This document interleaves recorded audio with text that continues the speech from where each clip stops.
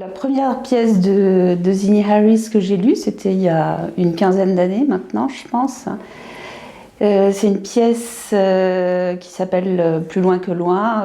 C'est peut-être pas la peine que je donne le titre anglais, si je vais le donner quand même, s'il est très difficile à dire.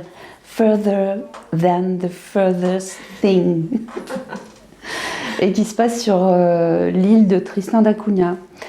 Et que j'ai co-traduite avec Dominique Ollier. Et ce qui était très intéressant dans cette pièce, en dehors de l'histoire qui était quand même passionnante, qui est basée sur des faits réels, l'île de Tristan da Cunha qui a été victime d'une éruption volcanique, et donc tous les habitants ont été transportés au Royaume-Uni, puisqu'elle était sous domination britannique, enfin elle appartenait à la Grande-Bretagne.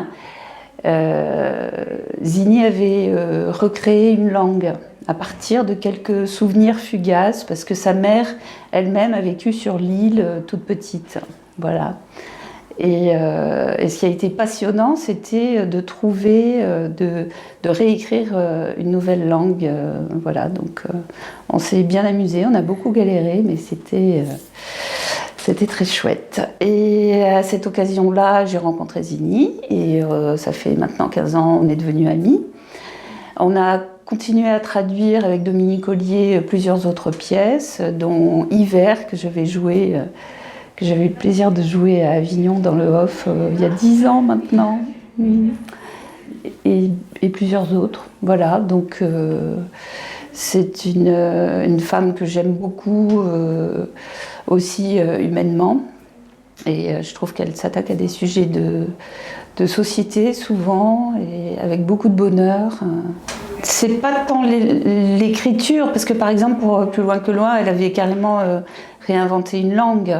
Il y a des thèmes quand même qui sont récurrents dans son écriture, comme le thème de la maternité, de la guerre, des enfants morts, des choses comme ça.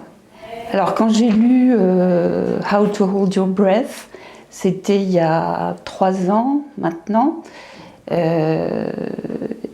et on commençait déjà à parler beaucoup des crises migratoires, des crises des réfugiés, etc. Et ça a été vraiment un choc de lire cette pièce, parce que je trouvais qu'elle était vraiment dans l'air du temps, et que malheureusement j'avais le sentiment aussi que c'était un air du temps qui allait durer.